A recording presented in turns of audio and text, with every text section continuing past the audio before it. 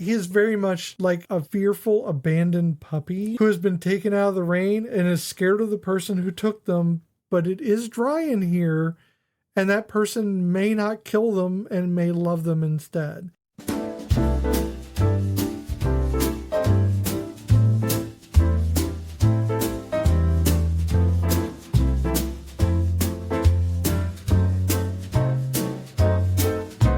Welcome all you beat poets and butchers. It's time, once again, for the Cozy Quilt Cinema. I'm Michelle.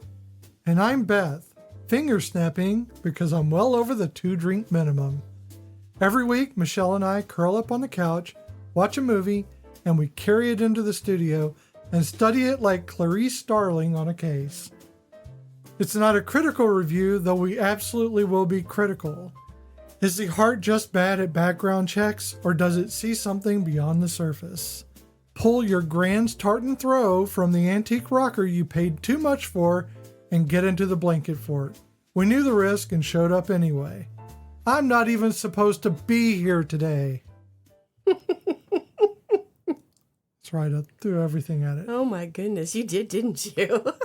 There was a kitchen sink, but I felt that was too much. Oh my goodness, that kitchen sink was full. Much like ours. Guess you really need to do the dishes now, don't you? I did them this morning. I know, but I made a mess. You did, didn't you? It was a very tasty mess. I know. Excellent meal. Yes. Beth barbecued in the oven. In the oven. Because we didn't have gas for the grill. I thought we had gas for the grill. I know, it happens. We did not have a gas for the grill. So, yeah. Oh, if you hear sirens? Yes. It is because there's apparently either a mountain lion is loose or there's a fire. And I'm going to guess it's the fire and not a mountain lion that's on fire causing fires. Well, since when we just walked the dogs, it was smoky and, you know, it smelled like a bonfire in our backyard. Yes. So, yeah, there's probably going to be sirens going off because they've been going off for like the past 2 hours. So, right. And we're in a burn ban currently. So, yay. Let's follow rules. And I sound like I inhaled some frogs because allergies are fun, guys. And I spent all day outside yesterday planting stuff at my classroom and yelling at kids. So, hey. So, before we dive in Yes. to the movie, Mm-hmm. I want to talk about something else. Okay. That literally dropped last week. It's extremely relevant to our podcast because it's Spaceballs, the new one.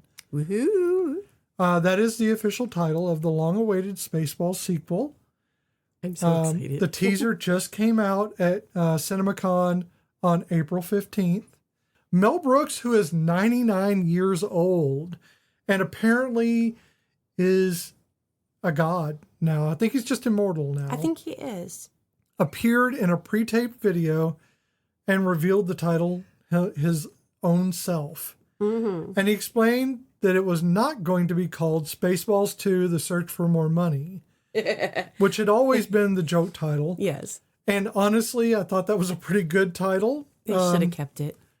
Well, I think that The Search for More Money was a little bit too on the nose for Lucasfilms. Well, also, it was, in the late 80s? Yeah, but I think Lucas didn't like that. Yeah. So probably would have had problems extending the rights to this. But also, considering the way society is right now, that would have been funnier in the yuppie times and not so funny now. Probably. Probably in a less Yahtzee kind of way, yes. Yes. He already found the money. It was in his basement, as he said. Because he had it. And the teaser riffs on pretty much everything. Star Wars, Avatar, Harry Potter. It's all Mel Brooks energy. So now there's some interesting things. Is we have a new director who is Josh Greenbaum and a script by, and I really love this, Josh Gad. I am so happy. Benji Sammet and Dan Hernandez. So Josh himself is just hilarious. And he's always bear claw to me. He's always bear claw. He's never going to get out of that. I'm a gay wolf. And just, I love him so much. I really do. I know. And here's the part that I really love. It made me almost cry when I saw him pop up in the trailer. Mm-hmm. Rick Moranis is back. I know. I wanted to cry. As Dark Helmet. Bill Pullman is back as Lone Star. I know. Daphne Zuniga. I don't know why I can't do that. Is Princess Vespa. George Weiner is Colonel Sandrins? Something like that, yeah. The original crew is reassembled. Plus, we get Josh Gad and we have Kiki Palmer. Kiki Palmer. Is it Kiki? I thought yeah, it was it's Kiki. Okay, Kiki. I didn't want to mispronounce it, but that's what I do. No, it's Kiki Palmer. Okay. I've been following. I think you've said it enough times I've in the known last 5 seconds. I don't know her, but like I have been I've seen her since Honestly, she was little. I thought it was a guy. No, since she's been little on Disney and stuff. Yeah. Oh, it's a Disney show. She's a Disney. I think she was a Nickelodeon. I can't remember which one, but she had a show when she was younger. Can't believe you didn't know that. They blur. Anthony Kerrigan, Lewis Pullman. Yes. Who looks exactly like he Bill. He is his dad's doppelganger. In every way. It's just weird. And he's playing Lone Star's son, Starburst. Which, there's going to be some stuff. Fuck, that's beautiful. But the movie hits theaters April 23rd, 2027. And by the way, this is not at all paid. No, we just love Mel Brooks and we love Spaceballs. We're not getting paid to advertise this. I just want you to know. No, you can go back and listen to our episode about Spaceballs. Right. The plot details are being kept under wraps. Good. And I'm quoting the Amazon MGM press release that it's under lock and key and an industrial strength Schwartz shield. So I will put the link to the teaser in the show notes so that you can go watch it immediately after this episode. Please stay listening. You can always look at it later. Yes. Which you should. And may the Schwartz be with you. So a lot of people know Josh Gad as Olaf from Frozen. So that's usually like the go-to that people think of. But I always think of him as obviously Bear Claw from New Girl. Olaf is the snowman, right? Yes. I didn't know that. Yeah. That's Josh I don't know Gad. that have I heard him talk? Mm-hmm. I've heard the snowman. Yeah, I made you watch all the little Olaf shorts where he's reenacting all of the Disney wow, movies. His voice sounds very different than what I expect it to be. Doing a character. Well, yeah, but he was also he was LeFou in the live version of Beauty and the Beast. Never saw that. Never seen it.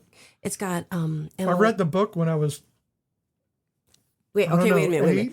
What we need to do is we need to watch the Disney cartoon version and then watch the live action. I've never seen either. You can be angry at the live action version for the things that they took liberties with, but also just so that you can enjoy the beauty that is LeFou. Josh Gad playing LeFou, which nobody else could have played that role. I never watched any of them. I read the book, so I didn't have to. Fights like Gaston. No, you got to do the whole Gaston. See, I actually saw Beauty and the Beast. One of the few things my ex-mother-in-law used to do was take me up to Broadway to see plays once a year because through the community center in the town that she worked for, they would get like discounted tickets. Okay. So she would pay for the tickets and then we'd have to take a bus into New York.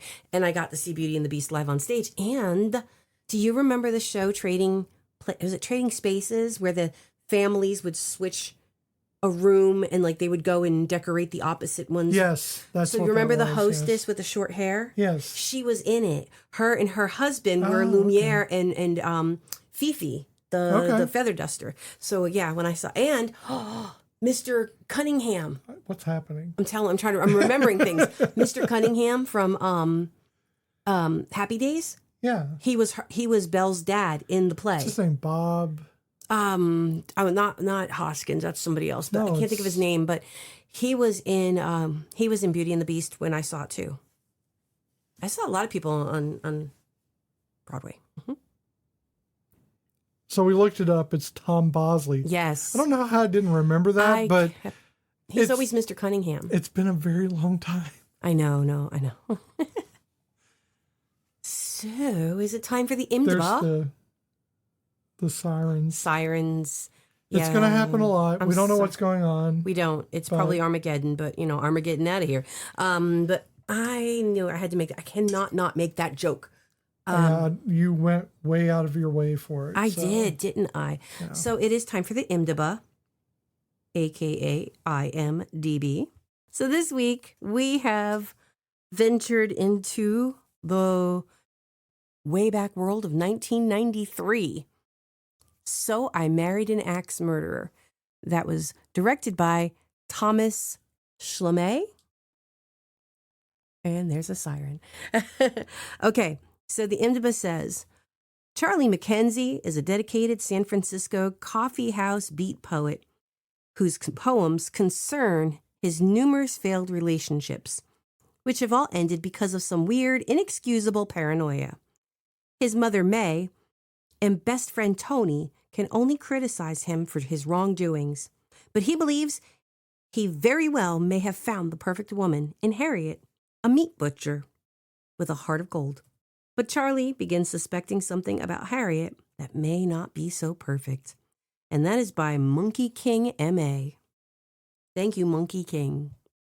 How did this, well, before I always jump the gun on that one. You do, every time. I either forget it or I jump the gun. Okay. So you already mentioned that the director is Thomas Schlamme. Schlamme. He did not Mrs., she's not married yet, Miss Firecracker, 1989. Oh. And I know, he's true and dear to your heart. I know, because he did The West Wing. And Sports Night. Yeah. Which are some of my favorite shows.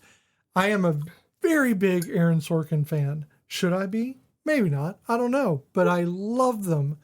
I just love the style. It very much hits an itch in my brain. And it's funny because I don't think I've actually watched physically with my eyeballs a full episode of The West Wing, but I can quote it. But you know it by heart because I've seen it so many times. And you've got it. Listening to it in the background. Yeah. Oh, yeah. I know it too well. I couldn't tell you who the characters are by sight, except for maybe Rob Lowe and Peralta's dad. An interesting thing about Schlamme's issues with Axe Murder is that after the rough box office take, he said he was put into movie jail. Those were his words. Yeah. And then returned to television, which is good because I got some really great shows out of him. Oh, yeah. No, he's a good producer. This is a good movie, guys. Director. Director, sorry. He's a good director. And this is a good movie. I think it's definitely an underrated movie. And like when I was reading it, they were like calling it an almost cult classic. And I can see that because not many people even know about this movie, or they hear about it and they think it's something completely different. I think the title is what fucked this movie over. I think maybe that's the case, but let's get through this part and we can talk about it in the movie discussion. Yes. Okay. So this movie stars Mike Myers, which, well, do you have the writers? No, I did not write down the writers. Okay, let me talk about the writers real quick. I'm sorry. No. And You're then we fine. can get to the primaries. Yeah, no. Sometimes I put the writers and sometimes I'll forget. Yeah, no, that's fine. So Robbie Fox is the sole credit. So I Married an Axe Murderer, obviously. Oh God, You Devil. We just talked about this. Yeah. Yeah. So that was the George Burns comedy. It was a sequel to Oh God. Mm-hmm. Because nobody can play God like George Burns, right? And unfortunately, Robbie Benedict now. Right. And he also wrote The Pentaverant. Yes. And that comes back in a few minutes too. Right, exactly. So I think that's kind of cool. Now, the script went through several unaccredited hands, and there's a couple here. One was Conan O'Brien. Oh, wow. But the other one was one of my favorite ghost screenwriters, Carrie Fisher. Oh, my God. My girl. I love her so much. But the Writers Guild awarded Fox the sole credit. So Myers disputed this in arbitration, and he lost. That sucks. So the words, "The Man Who Cried Wife," will haunt Fox's Wikipedia page forever, and it's honestly a better title. Mm-hmm. Because that was the original title. Yeah, see, that would have been a better title. Yeah, "The Man Who Cried Wife." Yeah. I think people hear "So I Married an Axe Murderer" and they're thinking it's like a slasher fic or something like that. Kind of is. But I mean, it is, but there's no very actual, comedic. Oh, no, totally. Even knowing it's comedic. Well, let's get into that. Yeah. Let's get into that after we do the primaries and our feelings about things. Yes. Okay, so like I said, Mike Myers, who plays our lead, Charlie Mackenzie. He also plays Stuart Mackenzie. That is true. He's doing a dual role. Yes, because when they were doing the read-through, they had yet to cast his dad. So he decided he was going to read it, and he was reading it mimicking his own father's accent. Even though his father's from Liverpool, he was doing like a Scottish accent, but portraying his actual father. And they were like, "Oh, well, Mike, you got to play both characters now." Right, right. And I will come back to the Scottish accent thing later on. Okay. So he did Wayne's World, which is where I think most people know him from. Austin Powers, International Man of Mystery, and Shrek. Yes, and he was also in the Pentaveret. Obviously. But I try to stick to 3, so I'm not just listing out everything in the world. No. I'll do 2 or 3 depending on one, and if it's like, oh my God. And then our next person, because I want to talk about Mr. Myers later on too, because he is definitely somebody, I just think he's pretty awesome, but I've got a lot of history and stuff on him. Not really, just a little bit. Okay, so Nancy Travis, she plays Harriet Michaels, the love interest. She was in 3 Men and a Baby. Yes, she was. No, she was in 3 Men and a Little Lady. So 3 Men and a Baby, you don't see her very much. She's like in the tiny bit in the beginning, and Sure. but she is more in the front in 3 Men and a Little Lady. Yeah, I was getting to that. Sorry. But that's okay. That is fine. Because it was just leading into that. That was the first one. Have you ever seen the ghost in 3 Men and a Baby? No, because I just think it's just a reflection. It's some kid standing there. Yeah. I mean, or something. Yeah, but it is something there. But she was in Internal Affairs and Last Man Standing, in which she was in that. It was 10 years. 10 years on a TV series. God, that show was even on. It's not something I would have watched. It was something in which I knew very well who Tim Allen was, and I didn't want to watch it. So, you know how I love to find the links? And so she was a voice in the show Duckman, Private Dick Family Guy. And she was also in a show called Almost Perfect. So she, or was that a movie? Now I can't remember if that was a TV show or a movie. I think that one was a movie. She did a lot of TV shows. Yeah. So the thing is that Nancy Travis and the next actress, Amanda Plummer, both remind me of, and I had to actually go look it up because I couldn't remember to save my life if this person was in that movie. And Lily Taylor, do you know the resemblances that the 3 women have are pretty, mostly it's Amanda Plummer that I really think reminds me of Lily Taylor, but I thought she was in The House on Haunted Hill, the remake. Yeah. Or The Haunting of Hill House, or whatever the hell they call it now. I don't know. There's too many versions. I know. So for Nancy Travis, though, originally the studio was considering Kim Basinger or Sharon Stone for Harriet. Can you imagine? No chemistry. Travis was dating the film's producer, Rob Fried, and she got the role. Auditioned fair and square opposite Myers, and then actually married Fried a year after the film wrapped.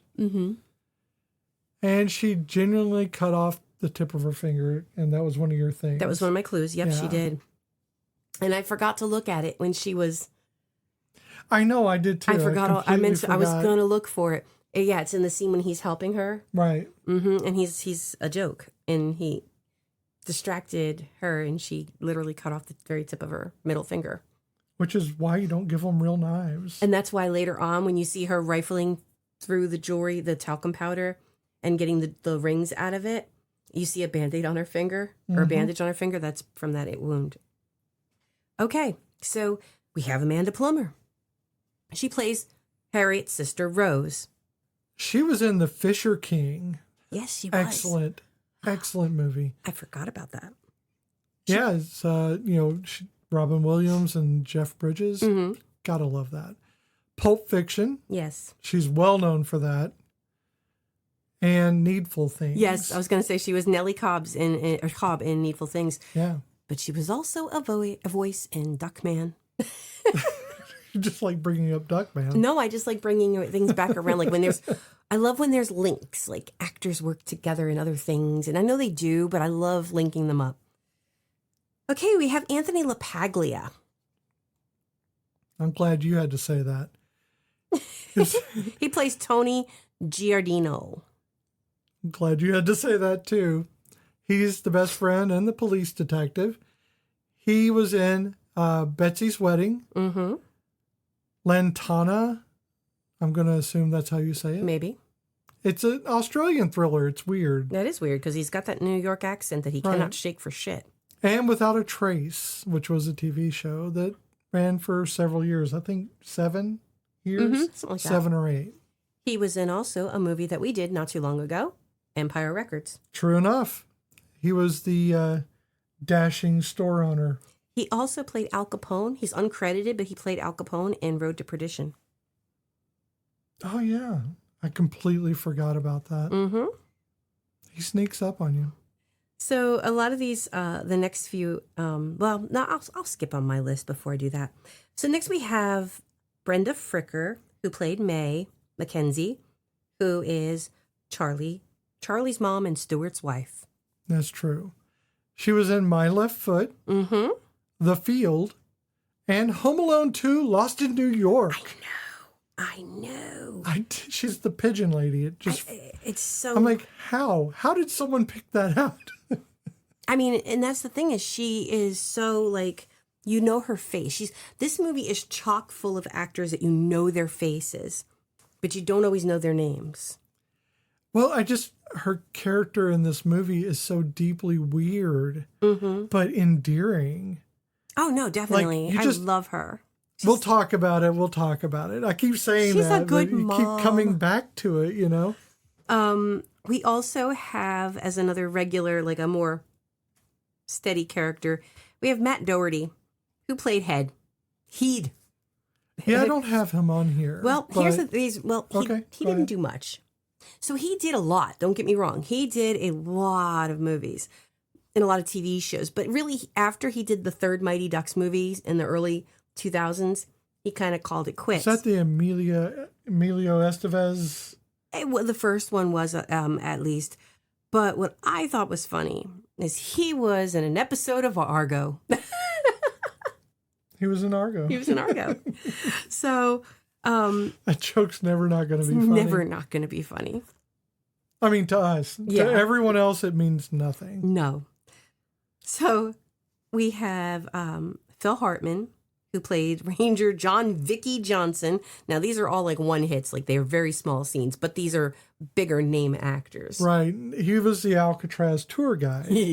And he was in Saturday Night Live. That's where I knew him from 86 to 94. And News Radio, an excellent show for its time. Yep. It was a great show. And he was in... Even with Andy Dick being in it. Yeah. Well, I mean, Andy Dick wasn't quite strung out yet. He was also in Jingle All the Way. Literally, you took my 3. Yeah, you did. Because, those are my 3 go-tos when it comes to Phil Hartman. Yeah. And not last but not least, I have Stephen Wright, who played a pilot, very small scene, funny as fuck. Yeah, so Stephen is a comedian. Yes. So he's done a lot of comedy. I really liked his comedy back in the day, but he was in Natural Born Killers, Reservoir Dogs, and Desperately Seeking Susan. He was in Desperately Seeking Susan. He was in Almost Perfect, and do you know what his very first role was? No. An episode of WKRP in Cincinnati. Oh, wow. Damn. Oh, yeah. That's crazy. That's insane. And then we have Debbie Mazar, who is my last but not least. I mean, she is my last. And I'm babbling now. She played Susan. And I have her in, oh, wait a minute, Pentaveret. And Empire Records and Entourage. So what I think is funny too, and again, me and my links, is you got Debbie Mazar, who was in a Madonna video for Music, where she's one of her friends in the limo. You have Mike Myers, who was in a couple of Madonna videos for Austin Powers. And you got Stephen Wright, who was in Desperately Seeking Susan, which starred Madonna. So I just love how there's a weird little Madonna link, even though it's not really. Is Madonna the Kevin Bacon? Maybe. Maybe for this movie at least. Or at least for that set of actors. Yeah. I mean, I believe her and Debbie Mazar are like, they were friends at a time. Because Sure. I want to say that she also appeared in the Blonde Ambition movie tour thing that Madonna did. I feel like I remember seeing her there, but again, I think she's the biggest link right now with them. But she did. Mike Myers did the video for the one. I can't remember if it was the first Austin Powers. I think it was the first one. And he's in the video that she did for that movie. Okay. Beautiful Stranger, which is a good song. So, I'm right this time. How did this movie make you feel the first time you saw it? I think I really just enjoyed the film. I didn't know this was a flop. Mm-hmm. I mean, first of all, box office means very little to me. Yeah. If I like a film, it's because I like a film. And for me, it was, I think it was just about the fact that he was so rapid fire. And it's a fast movie. It's a fast-paced movie. And it is the kind of humor I enjoy watching because it is very slapstick. It is very much SNL. It's slapstick, but it's also, there's moments of subtle dryness. Well, that's what I like about it. Yeah. Because he'll come in with like, the slapstick is to get you to watch him. Mm-hmm. And then once you're looking at him, he'll hit you with something dry. And I love his non sequiturs. Like, I love his little comments that he throws out. I love it. Yeah, so I really enjoyed that, but I enjoyed the movie itself because it was a romantic movie. Oh, it is. But it was romantic for all the weirdest reasons, and it didn't seem to mesh up. And I kind of liked that it didn't just sit with this like, well, we're in love and we're going to try to make it work. And she is a murderer. That's originally how it was written. Yeah. But I think that I really liked the fact that it was just a whole bunch of like smoke. Yeah. And the relationships are there to just bind everything together. Because you really do think she's the murderer. Yeah, at first. And I think even knowing that, going back into the film, didn't change that for me. So I've seen this movie several times. So many times. It is very quotable in a lot of ways. One of the biggest is the tempo Harriet. used in the poetry that he does. Yeah. So it's very, this poem sucks. Yes. And it's the hand movements. Because if you don't do the hand movements Yeah. to go with it, Harriet. You know? And back when I smoked, I could do it better because he has a cigarette in his yeah, hand. the Yeah. cigarette. But Whoa, yeah, man. Whoa, man. Sorry. It's like my favorite part. but yeah, I think that I just really enjoyed the film and I didn't think too deeply about any of the emotions that I was feeling. Mm-hmm.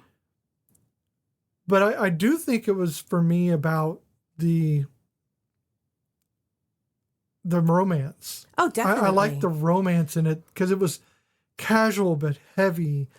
It was conflicting, but it was binding. It was just like everything about it seemed to repel itself. Yes. But it also attracted itself. It was one of those things because life is complicated. It's not simple. It's not this 1, 2, 3, 4. It's not A, B, C. It's G. It's 5. It's 7 and Purple. 24 and purple and Smells like pudding. yeah. So it's always something very complicated, and it's not like an onion because you can't just peel it. No. There's too many pieces to it that just float around loosely, and that is what life is. It's chaos within a bounds. And I think that this movie, the romance in it is like that. And you get these stabilizing effects. Mm-hmm. And I'm going way too deeply into this, but that's how I felt. No. You tell me how you felt. As far as I can tell, and maybe I have said this before about other movies, but this to me is what I can remember. This is the first time I've seen a couple on screen be just silly. You can tell they're in love, but they're playful, and it's not like the romantic can't buy me love. It's so serious. Not in the sense that there's anything serious. It's a comedy, but their relationship is very serious. And when you watch these other movies where like they're young and they're building these relationships, it's all flowery and romantic, but there's no silly. And my relationships had always been silly. Right. And playful. And so seeing them have that on screen meant a lot to me. Like, oh, I'm doing this right. Of course, I thought she might have been a killer. But beside the point, she's a good, they're a good match. Other than that. Yeah, I mean, shit. It's not her fault. I mean, whatever. She's just drawn that way. Exactly.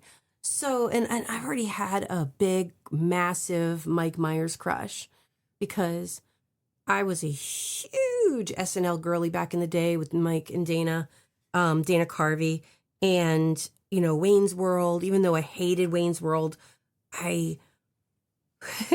who is your favorite SNL character that Mike Myers has ever played?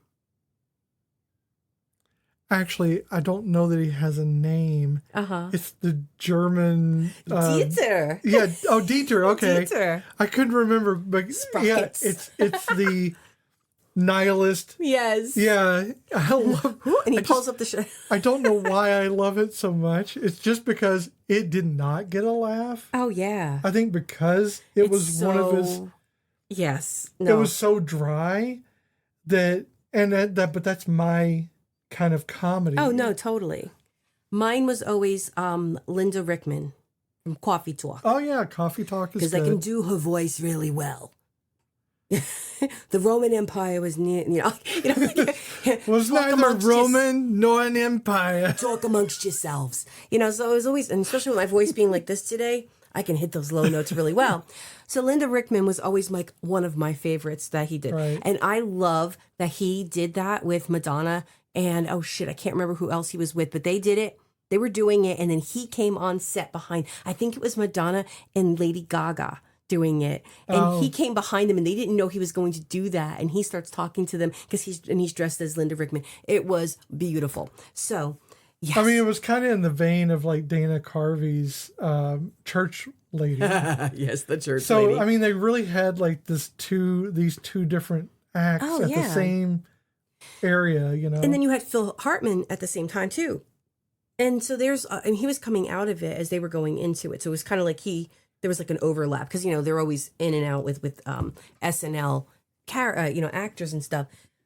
But you had a lot of powerhouses in SNL in that time period. Chris Kattan, Will Ferrell, they were all coming in as now the Dana Carveys and the Mike Myers were coming out of it. So, it was a really high period for SNL. But for me, again, having this huge Mike Myers crush, I did not see it in 1993. In 1993, I was in California. We did not have a television. We had one. It did not have cable. Legally at least, and we and for at least not for the first 6 months I was there, and it was a while before I was able to like sit and actively watch movies, because even when we moved back to New Jersey, it was like living with my parents, living with his parents, and we were not watching anything fun at his parents' house. It was Lawrence Welk or nothing, Oh my God. I mean, I watched Schindler's List from top to bottom with my in-laws because that was what they were watching, and it was either that or nothing, and I had nothing to do. Yeah, that's horrifying. Oh, yeah. So needless to say, I didn't see this until, I want to say like 94, 95. And by that point, people had told me, you really need to see this movie. It's actually really fun. If you love Mike Myers, you're going to love this movie. Came on HBO, as you do, and I was hooked. And every time it was on, I'm like, oh yeah, I got to watch this now.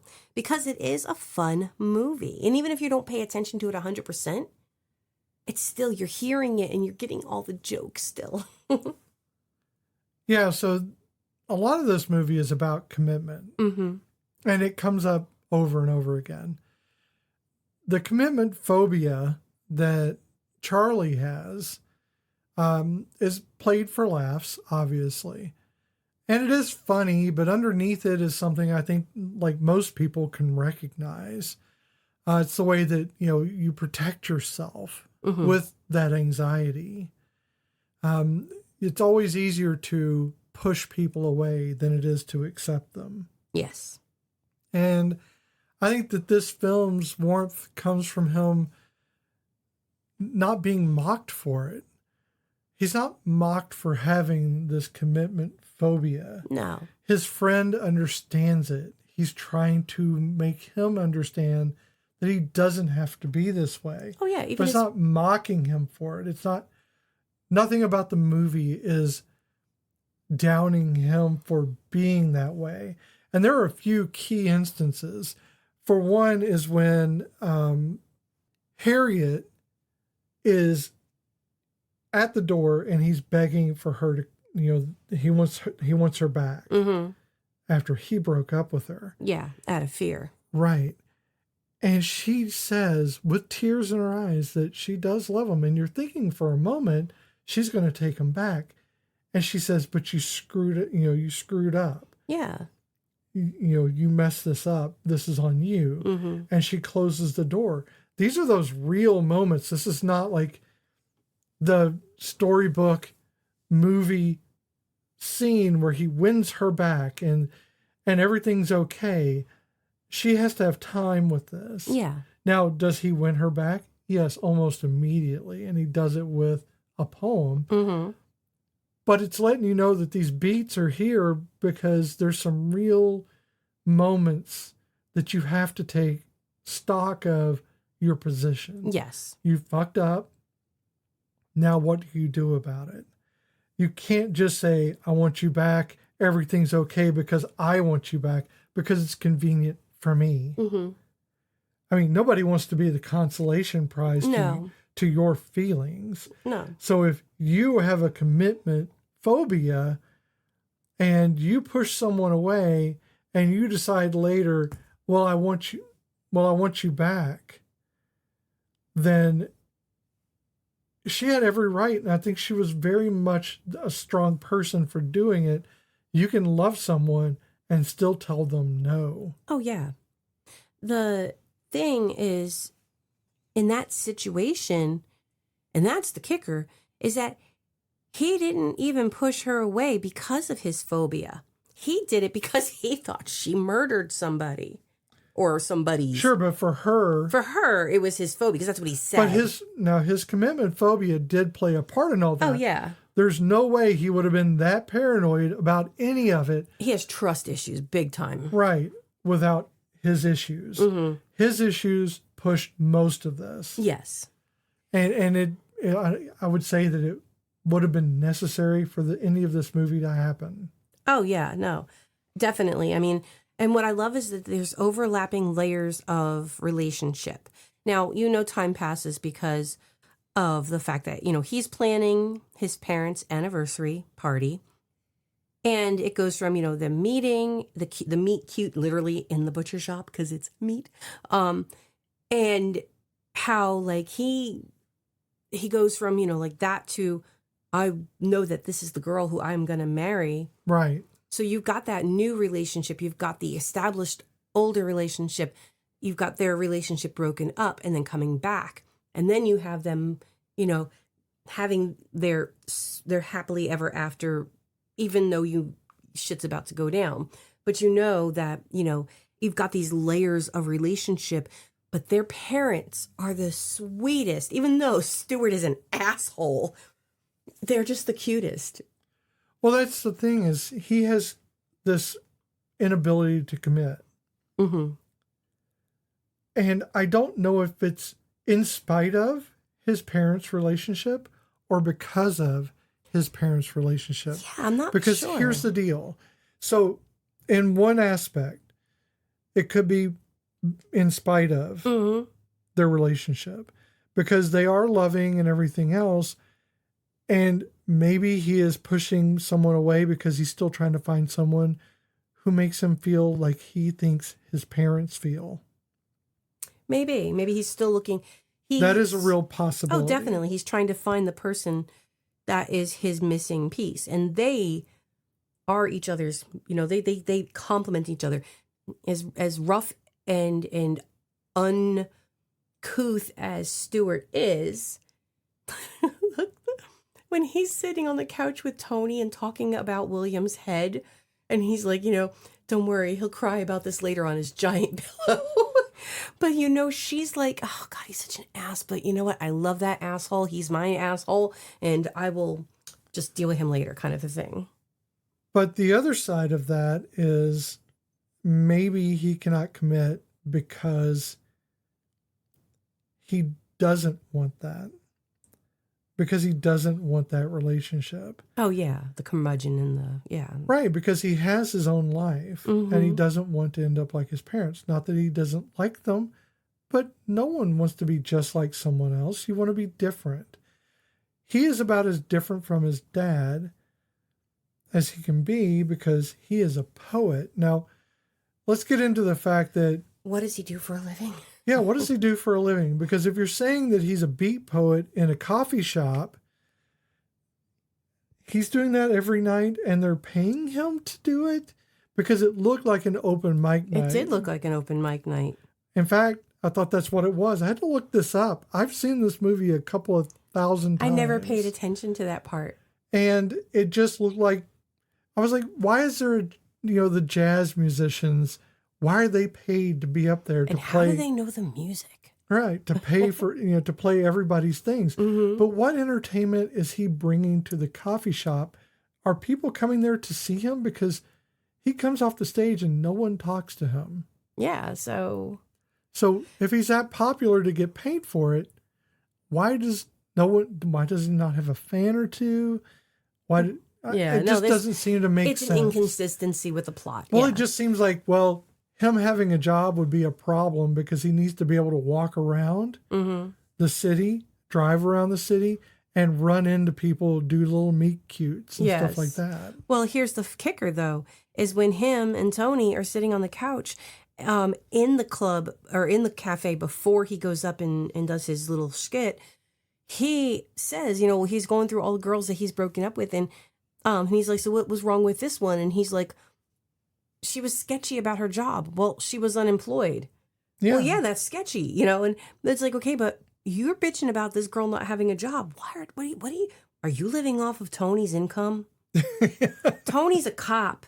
You leave him alone. I love Tony. He's not making any money. What the hell and was that outfit? And he's a horrible cop. So that coffee shop that they're in all the time, this is funny. I did not know this until I was doing my research. It's called Vesuvio Cafe in San Francisco. And my parents' pizza place when I was growing up was Vesuvio's. And I never knew that was the name of the place. There's a lot of things like that. In the beginning of the movie, the giant coffee mug that's kind of like where the camera leads. Yeah, it's the coffee cam. Yes. That coffee mug, if you're I'm going to go with as far back as a millennial. If you're a millennial seeing this for the first time and you don't know why the hell they're using a soup bowl basically with a handle for a coffee mug, 90s coffee shops were the shit. And you got a fucking mug that you could put soup in. And I have ramen bowls that would have that rivaled that bowl or that mug. But I used to go to a place called the Inkwell. And that was like the size of the mugs. And we used to always joke around that like they kept the lights dim so you couldn't see the dirt on the walls. And don't watch them when they go to get a slice of the banana bread. tasty as it is, it's probably holding up a table leg because the place was so janky. I know they ended up moving locations, and I could never go again. Well, there were a couple of spots in Memphis that, they had the coffee shops, and one of them had the big mugs, and it was definitely a beat poet place, and people just came up and they did their poetry. Oh yeah. Now none to this produced effect. Yeah. But yes, they did it, and that was a place to hang out and drink coffee. That's what they were going to do all night, is drink coffee and talk. Oh, How yeah. anyone made money, I have no idea. No, but I mean, and now y'all have coffee shops now. We know that they do exist. I don't want somebody going, but there are coffee shops now. Yes, but we're talking about specifically the 90s coffee shops, the late 80s, early 90s. It was a window. There weren't many. They existed. It was really like a beatnik movement. Yeah, it was like a throwback to a time.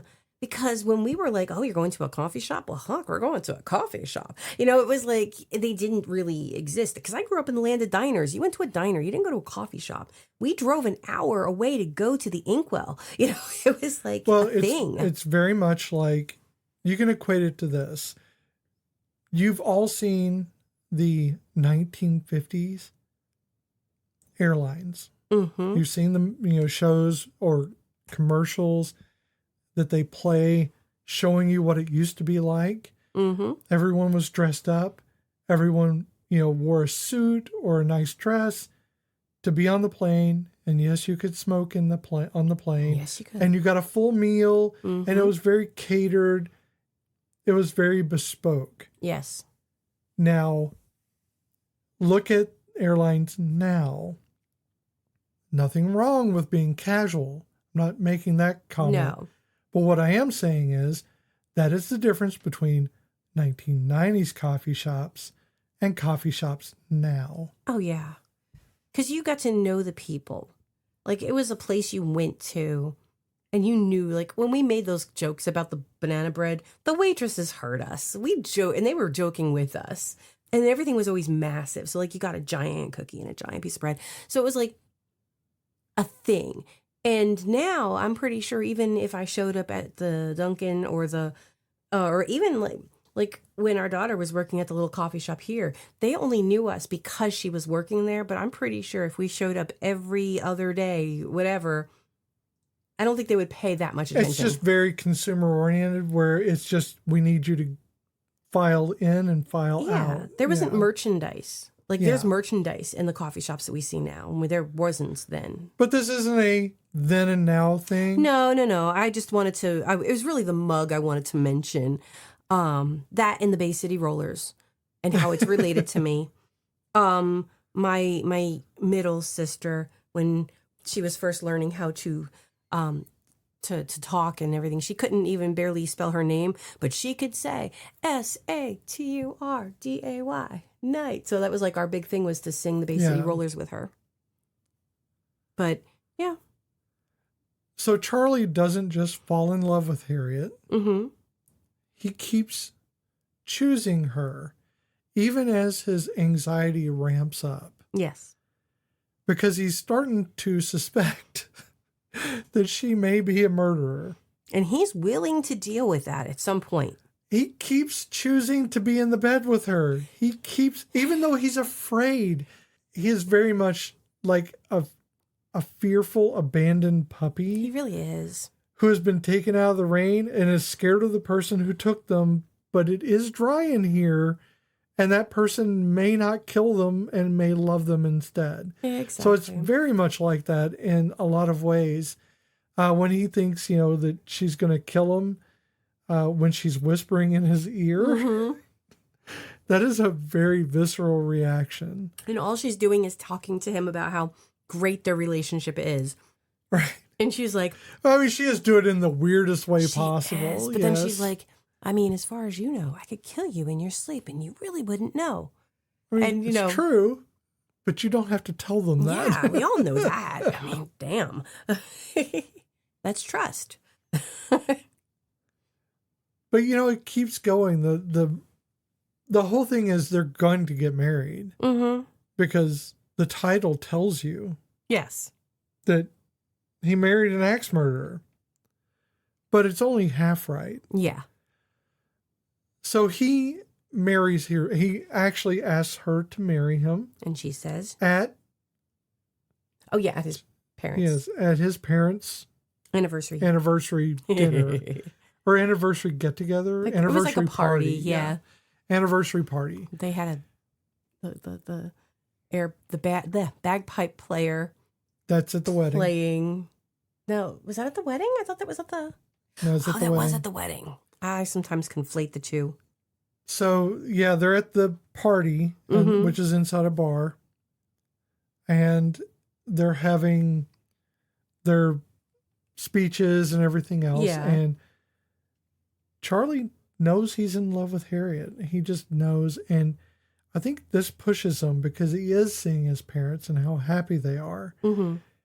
And it really moves him to ask her to marry him. Yes. In spite of the fact that she very may well be a murderer. Yes. I mean, that's quite a bit of love. At that moment, though, he doesn't think she's a murderer because one of the people who had died, they arrested somebody else for the murder because they supposedly admitted that they're the ones who did it. It is the flimsiest excuse for ignoring the fact that she could be a murderer. Yes, I agree. But it's never a solid enough thing for him to ever stick with. Every time he tells himself this can't possibly be, it takes the very smallest step for him to go the other way violently. Oh, definitely. And then, so first she says no. And he kind of he woos her. Well, he doesn't say no. She doesn't say no. She just doesn't answer. Yeah. And then he's looking at his parents because his father's giving him a toast. Mm-hmm. And then when he looks back, you can see that she's calculating. She has very good, facial acting. Mm-hmm. Her emotions play on her face. Oh, yeah. Very well. So you can see her calculating all these losses she's gone through. Mm-hmm. Since you know the story now, watching her face, that's what she's doing. She's going through all the people she's lost, all the men that she has lost. That have quote unquote left her. Right. That's what she's afraid of. She's afraid of because she doesn't know that they're being murdered. She just thinks they're leaving her. Right. So she's calculating this, and by the time he looks back, you can see that she's made up her mind, even though she's still fearful. And that plays into exactly what Charlie has been doing this whole time. Mm-hmm. They have both been evaluating and reevaluating at every turn, trying to find a reason to stay together, even though they're very afraid that they shouldn't be. Exactly. And I think that's a very honest way to do things. Is it bumbling? Sure, it's a comedy. But I think if you take that out and you were to look at it very honestly about how they are both feeling and the things that they're doing to come up with reasons to leave, but they cannot force themselves to because they know that they want to be together. And they have to tell themselves, they have to reason out why they want to do this. So it's not puppy love. It's not this, wild romance. No. It is a very well thought out, if occasionally goofy, romantic pairing. Yes. And I think that it's pretty beautiful the way that it happens, even though it happens fairly quickly because time does move on us. And you do see that because you get a timeline based upon the parents' party. You don't see any planning for this party. No. It just happens. It just happens. But you don't see Charlie working. No. It just happens. Someone had to pay for that party. Yeah. It was Charlie. Yeah. with his millions, I guess, because he must make nothing but money being a beat poet. Oh, yeah, definitely. I'm sure some people can. They are rare, and I don't think they work less than what he's working. Yeah, because he's not working much at all. Yeah. What, once every couple weeks? Yeah, it just seems like every Saturday he comes in, he's like, I'm done. I'll see you when my pension's up. Did she not have like the best apartment though? She has a fantastic, in fact, her apartment, the stairs reminded me of the Brady Bunch. It stairs. Does have a Brady Bunch. I was like, did they just use the stairs from the Brady Bunch? Because it looks exactly the same. Also, I love when she's trying to get him to drink the smoothie and he puts himself in the closet with the glass window. Yeah. And then, like, she walks away, like, okay, fine. And then everything falls on him. And then something, like, he's buried. You can't even see him anymore in the closet. That was, like, you know that it was purposeful to put that glass door there, but it works with the weirdness of the apartment. Right. And then just having him, like, buried under all the junk is so fucking funny. There is just lots of moments where you see he is definitely wary of her. And when you were saying about her facial expressions, when they are visiting his parents for the first time and mom is showing her all of his baby pictures and he was in the bathroom and he had read the junk newspaper talking about the murders and the Mrs. X, whatever. And he's peeking out the door and her look on her face makes you think she is the murderer because she's got this look of, she could murder somebody because it's a darker look and she's more like what the fuck is he doing? But in that moment, you don't know either. So you think you kind of like buy into. She has enough ambiguity in her look to where it could go either way. Oh, totally. So it's just like this false flag. Mm-hmm. So you don't know if she's the murderer or not, but you get a real sinking suspicion that he might be right if you haven't seen the movie. Mm-hmm. And even if you have, I still went, maybe she's the murderer. I'm like, wait a minute, I've seen this movie. I've seen it before. Why am I thinking she is? It's because she plays it off very well. She's very good at her, I don't know, the face acting. Emoting. Yeah, it's emoting, but it's her acting of that emotion. So I think that's just really good for... I don't think anyone else that they were auditioning would have been able to pull that off. I don't think so. I really don't. Because, again... Sharon Stone is fantastic. I think she's a great actress. I just don't think that her and Mike Myers would not have had... They would have had this... The Téa Leoni... Not the Téa Leoni. That wasn't who I'm thinking of. Tia Carrera. The Tia Carrera... Mike Myers' lack of chemistry, even though they're supposed to be a love interest in Wayne's World. I mean, true on that, but I was also thinking Tia Carrera in Bad Boys. Okay. Was she in? Okay. I can't remember, honestly. In the first one, where you think that she might be a love interest for them, for one of them. Yeah. And then nothing happens and there's no chemistry at all. So you're like, okay, well, nothing's happening here. Yeah. Well, again, I mean, in Wayne's World, you had to have that outrageously beautiful rocker chick that he was going to fall head over heels for. I said Tia Carrera. Yeah, you mean Téa Leoni. Téa Leoni. I'm talking about. That's who I meant. I meant to say Tia Carrera, but I said Téa Leoni. I just said the opposite of what you did. Yes. And messed it up too. So here we go. And like thousands of people like ready to send us an email. And I'm like, only like 2 of you are listening. So I know it's only 2 people. We love you though. We love you. 2 people waiting to send emails to us going, that's bullshit. This is not what happened. And I'll hear about it on Blue Sky tomorrow. Well, regardless, I unfortunately, I never thought they had Kim Basinger and Dana Carvey in that one little scene. I'm not sure it's Basinger or Basinger. Basinger or Basinger. Yeah, I never say it right.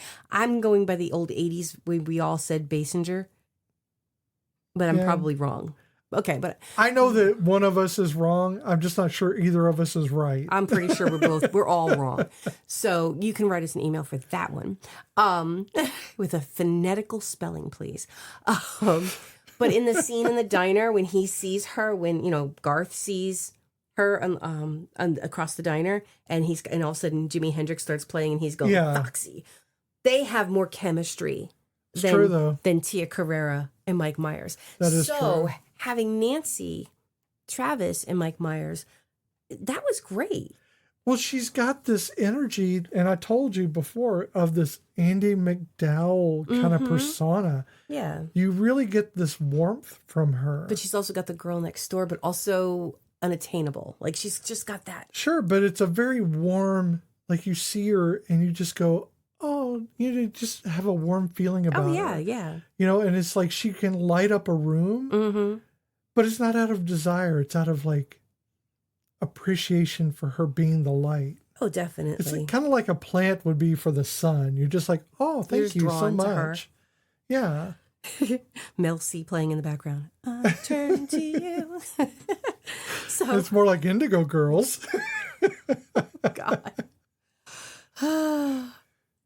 So before we go continuing, because I know we're like going here, I wanted to mention that Mike Myers is one of the few alumni who was in Second City and SNL. Sure. He because he's Canadian. He's Canadian. He has triple citizenship. I want to say dual, but it's obviously not dual. He is a citizen of the UK, Canada, and the US, which I think is pretty. What it really means is he pays taxes in all three. Oh, Lord, oh, Lord. He, and I did not write it down, but he also got the same Order of Canada that Catherine O'Hara got for being just a awesome citizen of Canada. Yeah, I think he's an official Mountie. Like he's in there. You're the Mountie of Canada. You're the Sir Mountie Mike Myers. So my last two bits about Mike Myers. So the first one I think is really, really funny, and the other one is just very, very sweet. Actually, they're both kind of sweet. It's the Order of the Maple Leaf. I'm sorry, I'm making up things. You are making things up. So Mike Myers' first acting job was he was 2 years old, and he was in an ad for British Columbia Hydro with Gilda Radner. She played his mom. So tell me if that's not foreshadowing. That's crazy. But here's the sad but kind of like sweet story.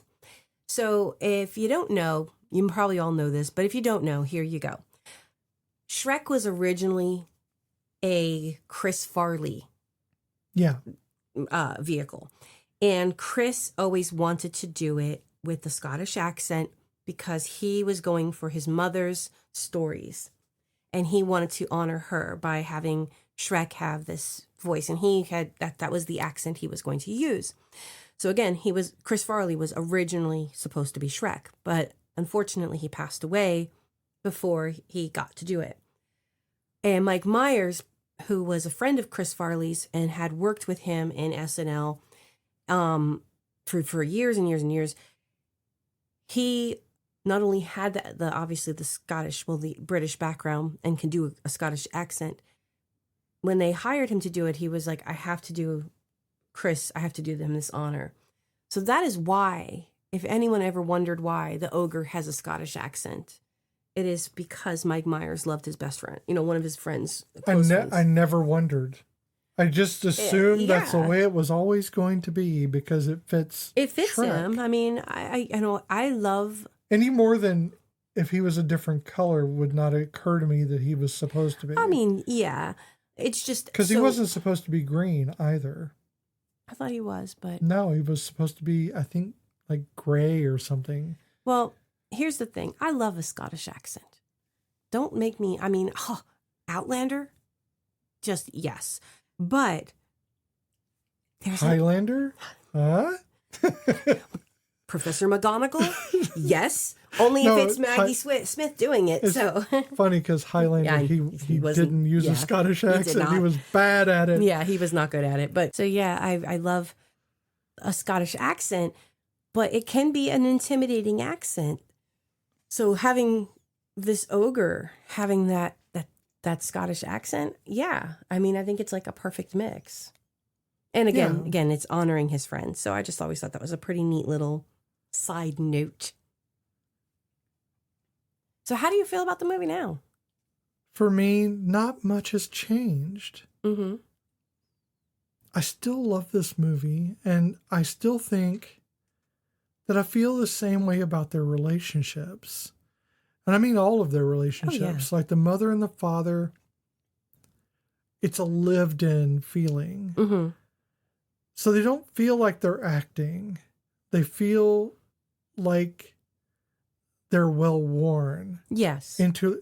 That's something I noticed about this, is that everybody in this movie, well, everybody in the family, including Tony, everyone including Tony that's in the family, the very close family and the best friend, mm-hmm. they do not bat an eye that the mother chases him, because they all know it's lived in. Mm-hmm. They all know that she's attracted to Tony. Yeah, I know. And boy, does she go at him. But it's lived in. Mm-hmm. It's not something that anyone's surprised about. They've obviously dealt with this. Yeah. And they don't give a flip because they know she's not cheating on him. She just is exuberant about it, and they'll move on. Yeah. But it's a lived in experience that this relationship happens, and that the mother and the father, you feel the age of the relationship, and it hasn't dampened their love. And with Harriet and Charlie, you feel the newness of that relationship. Mm-hmm. And you feel how different it is, but at the same time, very much similar to the parents. And that there's not a lot said about, are they attracted to other people? It's just about how they interact Mm-hmm. with the world outside their relationship. Yes. And I think that's okay. I think that's the thing that I like about this movie, is the romance is layered, Mm-hmm. and it's also chaotic. Yes. Just like life. It doesn't set by these rules that everybody wants to give them. It's their rules. It's the ones they establish by talking, Mm-hmm. by creating the relationship around themselves rather than allowing other people to create it for them. So, yeah, I love this movie still. I think it's far deeper than people give it credit for. And I think that I can find even greater depths in it because it's there to be found. Mm-hmm. I still feel the same about this movie as well.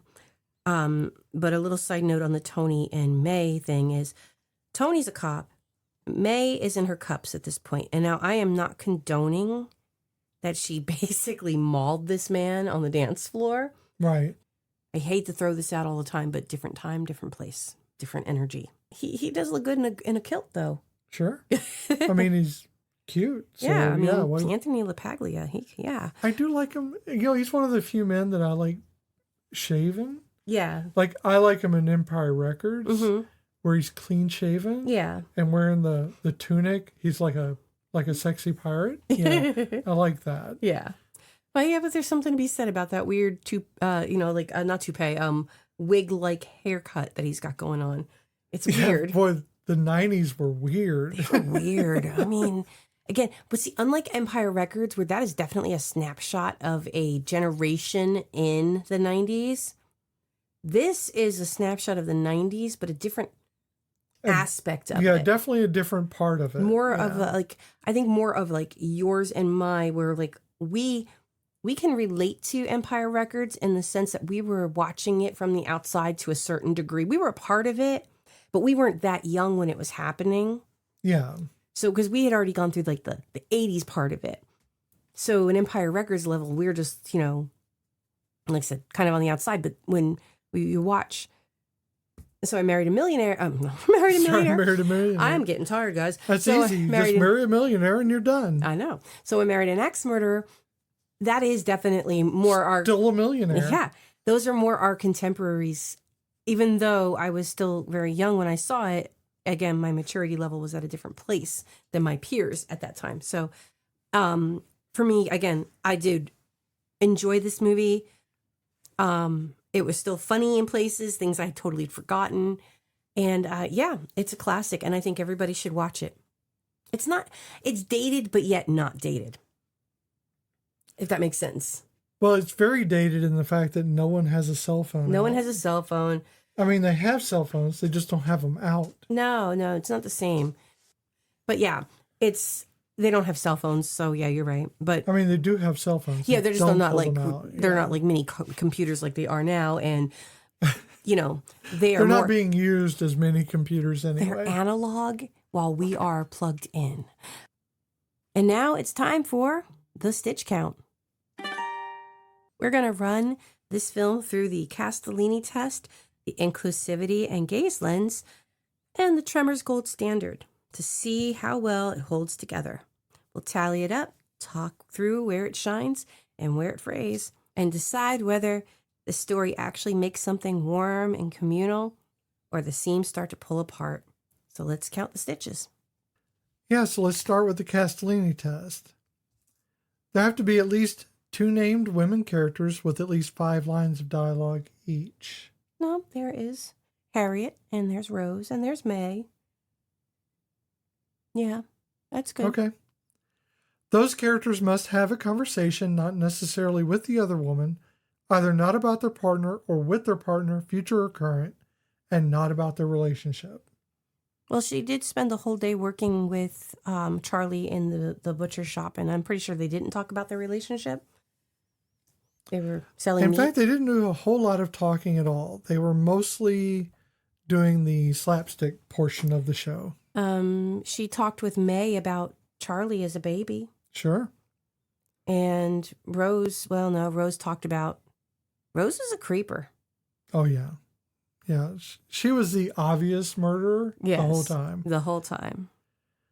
At least one of the women has to be integral to the plot, meaning that if she were written out of the film, it could not reach the same ending. Oh, definitely. I mean, if we didn't have Harriet Yeah. or Rose. True. Or spare ribs or haggis. I don't know, something. It passes the Castellini. So Yes. that's a point. That's a point. Okay. Castellini's for the win.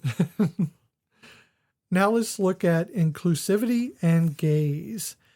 This is on or off, so it's either passes or it doesn't for 4 categories. Racial diversity with agency, not just background. No. No, this is decidedly white. Yes, it's a very white. We have one black cop, and she's only in it for a split second, and she talks for... She does have a name. line. And she does have a name. She has a name and she has a line, but it's not... No. It's not with agency. No.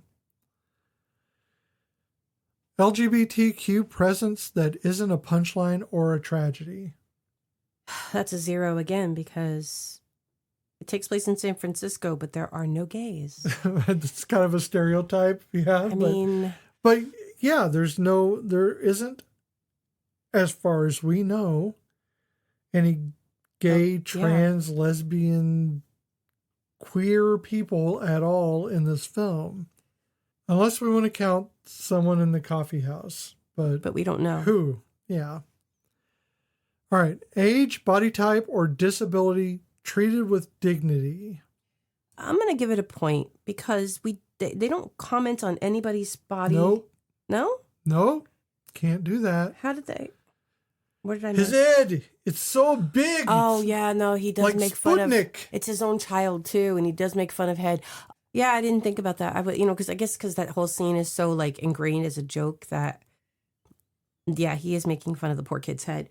So, no, you're right. Another 0. Dang it. It's not doing great on inclusivity, No. but it is kind of one of those films. 93. Camera gaze, not relentlessly sexualized or punitive. It's true. Rose in the shower, her reflection. But it's not punitive. It's just It's not showing that punitive. That someone's is in true. But he does want to go up. He thinks it's Harriet in there, so he was going to go take a shower with her and then finds out that it's Rose. there. Right. But the camera is not doing anything to her. You're true. You're right. You're true. I am true. It's true. I am You're right. It's true. true. Much like the song, True. You know? See? Even my kitty cat. She agrees. Hi, Bubby. I know Popo. He's a baby. He's so sweet. The sweetest animal in the world. Yeah, to you. Okay. And now we have the Tremors Index. So what do you think? All right. So we have 0 to 4. Mm-hmm. We have, the 0 is the below trimmers and 4 is exceeds trimmers. So I think that this is a 0. I think it's a 0 too. Yeah, I wish I could say it was something else. I was hoping for a 1, but no, there's no inclusive instincts. There is no inclusivity in this movie. Except the one thing that I can kind of cling to is that the women have agency. They do have agency. So maybe we say it's a 1 just to give that show that there is some inclusive instincts. It does. I mean, again, but uneven follow through. Yet, I mean, I would still call this a feminist movie because even though we have, it's the male accusation. Oh my God, did she murder her husbands? Did she not murder her husbands? And then the whole, Tony's doing his investigations in her, so there's a lot of patriarchal issues. The women are independent. Even Rose, Crazy Rose, is still doing her own shit. She has agency. They have a sense of power even outside of the power structure. Oh yeah, even what's her friend's name? The one who's got the male name, Roger. Yeah, it's funny because it is not Roger. It's not someone with an R. Ralph. Ralph. So her. I kept saying Wreck-It Ralph in my head every time they said Ralph. So I mean, she had a thing with Ralph because she's having sex dreams about Ralph, but Ralph is a woman. And even then, Ralph still has more agency than most female characters in a lot of movies. Absolutely. So, yeah, I want to give it that point just for that alone. Okay, so what are we at? We are at 3 out of 9. So we have a 3 on the Stitch count. Does it make it a bad movie? Not necessarily. I think it makes it just our opinion. I think it's a good movie that could have been better, but it wasn't aiming for that. It was aiming for a very specific goal. Yeah. It just wasn't the things we look for. No. Yeah. And it was a vehicle for Mike Myers because he have an actor who has had very memorable characters. Like the movies, when you say his name, people think of Shrek, they think of Austin Powers, they think of Dr. Evil, and they think of this. And if they know, they think of this. So it's not, it's like an old worn moth-eaten quilt that you pulled out from the top of the cupboard because you forgot it was there and it's been sitting there for 30 years. Take it out. It still keeps you warm, but it's got some holes, some bigger than others. It was very much like Jim Carrey's Once Bitten. Mm-hmm. It's outside their normal genre. Yeah. And it still included a lot of the elements they brought from the other genre. Mm-hmm. So you're going to get some slapstick. You're going to get some comedy. You're not really going to know why it's there. But it's there, and it seems to work. I kind of like Once Bitten. Yeah, I do too. But I think that you have to see it outside of the other work. Mm-hmm. But you'll recognize the work from those other things because their comedy is still the same in a lot of ways. That's one of those movies that I think I'd seen it before I'd even seen in living color and still never connected the dots until I was an adult. Okay, so if you would like to watch So I Married an Ex-Murderer, you can find it on YouTube, Google Play, Apple TV, Fandango at Home, Amazon Prime, and maybe Tubi this week. Who knows? And if you do get it on the others, you're going to rent it for $3.99. Thank you for joining us for So I Married an Ex-Murderer, 1993. This has been Cozy Quilt Cinema with Beth and Michelle. We loved having you in the blanket fort with us, friends who can't let a movie just be over. There you are in a cafe, probably writing poetry about your last relationship, and something in this film catches you off guard and it won't let go. Racing through your brain, and you just can't contain this feeling that remains. Maybe it's the fear. Maybe it's the falling anyway. And if this one made you laugh, made you lean a little closer, or made you finally stop waiting and stand on a dark stage in the spotlight. That's what we're here for, finger snapping your poem. To keep the feelings going, follow us on Instagram and Blue Sky at Cozy Quilt Cinema, or send us your feedback and personal reflections to cozyquiltcinema@gmail.com. You can always find our episodes wherever you listen to podcasts. Please consider subscribing, leave a rating, help our community grow. So until next time, here are your clues. One actor, before becoming an actor, this person taught drama. And another actor who is in this movie was one of their students. My second clue is there is an improvised argument that you can watch in its entirety on the DVD because it's a 10-minute long improvised argument. Now I kind of want to find this to watch the whole thing. Part of it is in the movie, but the whole thing is in the DVD. And two actors who play siblings in this movie were actually real-life roommates at the time. And those are your three clues. So, until next time... This podcast sucks. Harriet. Whoa, man. Bye. Bye. Maybe it is late. You know, I'll be honest with you. I had a really great time tonight, and I'd really love to kiss you, but I think that if I kiss you, we'll end up kissing on the couch, and if we end up kissing on the couch, then chances are we'll kiss in the bedroom, and if we kiss in the bedroom, then, you know, that's the part I always rush into, and I just don't think it's a good idea to rush into spending the night together. I want to spend the night together. I have no problem with that.